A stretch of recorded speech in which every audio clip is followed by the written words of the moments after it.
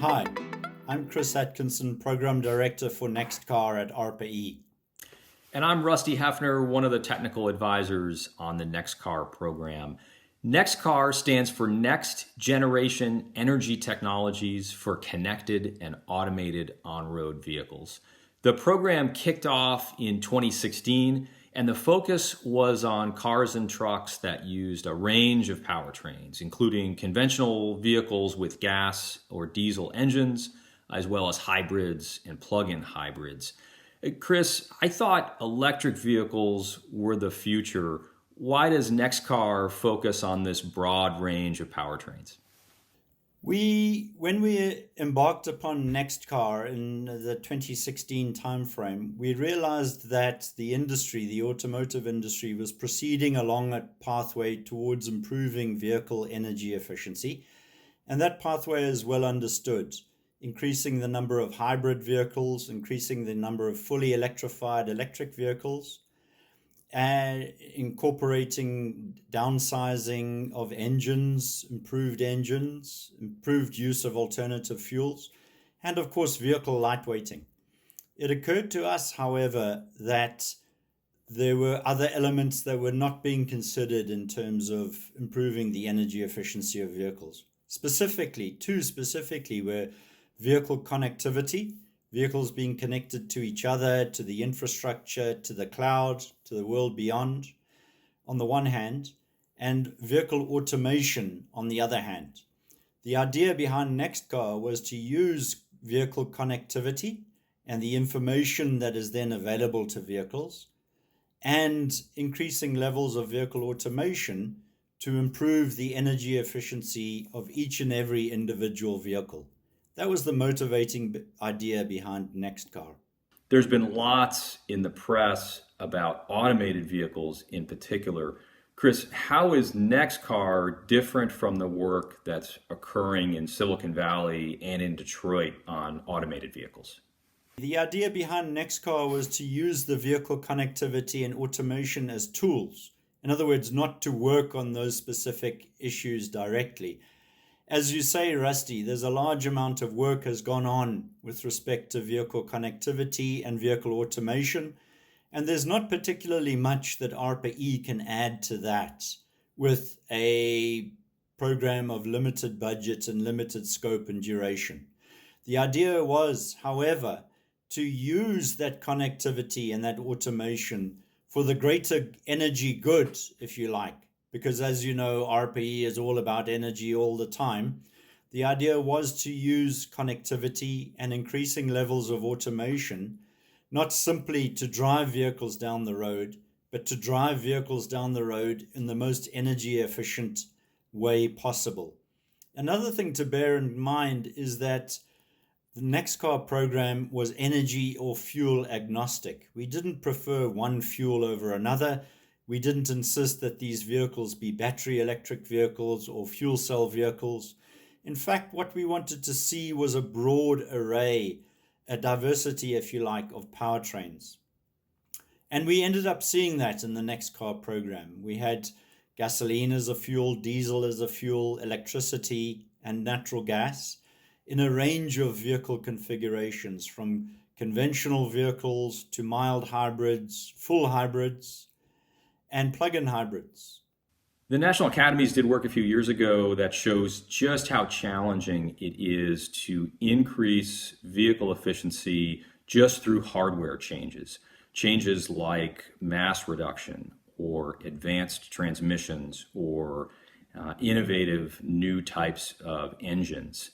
Many of those result in improvements that are much less than 10% relative to today's vehicles.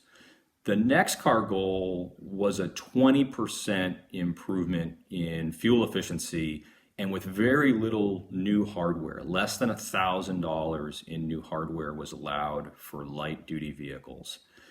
That 20%, Chris, how big a deal is that in the automotive sector, and how did you arrive at that target?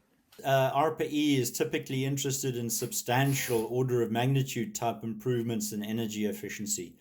It turns out that for vehicles, eking out 1 or 2 or 3 or 4 or 5 percentage points improvements in energy efficiency is remarkably tough, remarkably complicated.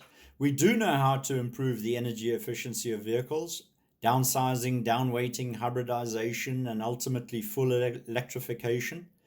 But while maintaining a diversity of powertrains and not making any significant modifications to the underlying vehicle, a 20% improvement is substantial. It is indeed typically very, very difficult to obtain.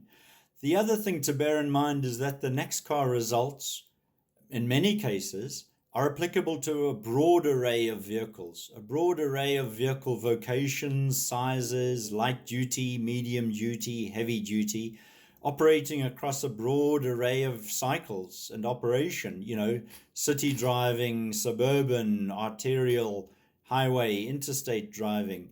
The idea was to develop extremely robust software-based algorithms that could improve the energy efficiency of real vehicles operating in the real world over real world driving conditions.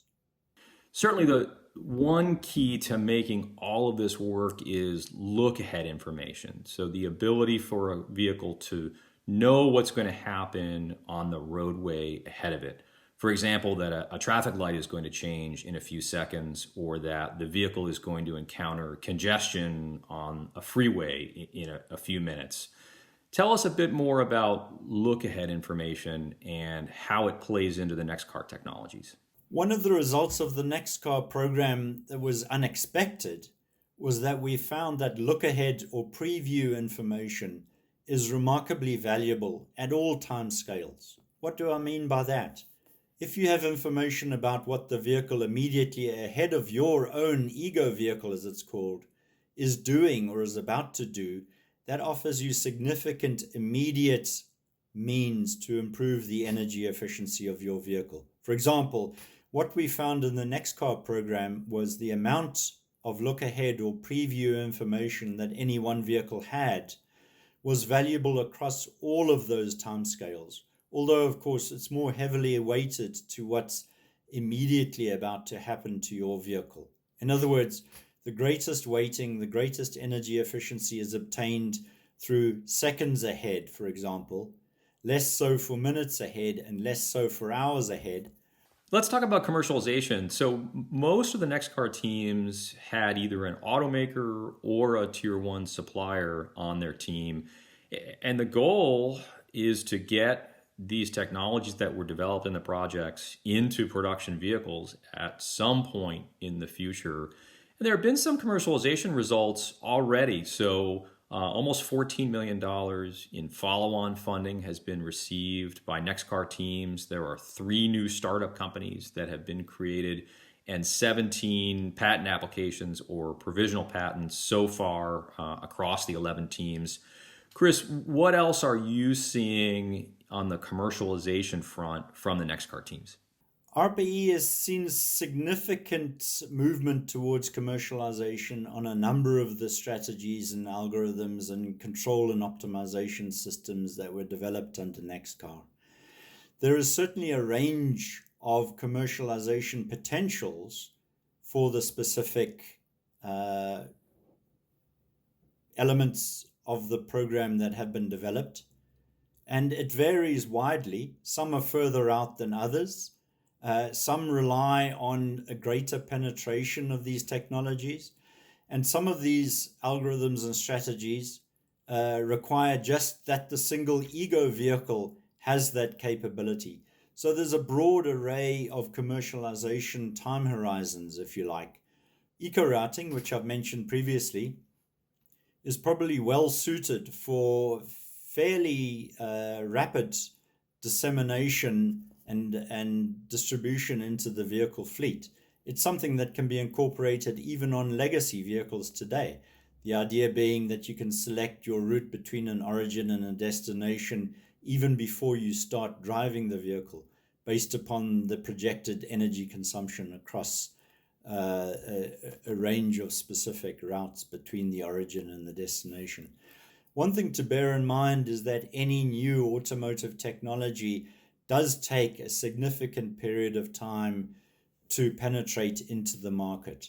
The automotive development cycles are typically long, over the order of 3, 4, 5, or 6 years, and there's a significant amount of safety and homologation work that has to go on in order to ensure that these technologies are net positive. But within a matter of a few years, we do see enormous potential for the penetration of NEXTCAR technologies into the vehicle fleet. Chris, it's been great working with you on NEXTCAR. I'd like to wish you the best of luck as you start your new role in academia. And I'm excited to see the NEXTCAR technologies continue to develop in the future.